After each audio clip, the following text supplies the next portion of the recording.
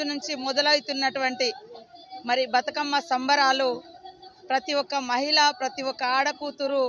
వారి కుటుంబ సభ్యులతో సుఖ సంతోషాలతో ఆనందోత్సవాల మధ్య ఈ పండుగ నిర్వహించుకోవాలని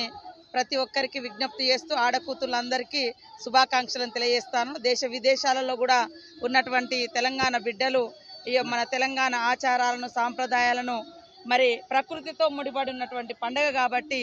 మరి ఈ పండుగను మనం ఎప్పుడు కూడా కొనసాగిస్తూ భవిష్యత్ తరాలకు అందించాలని మనస్ఫూర్తిగా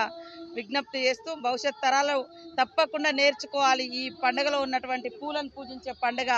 కాబట్టి ప్రతి ఒక్కరికి శుభాకాంక్షలను తెలియజేస్తా ఉన్నాను.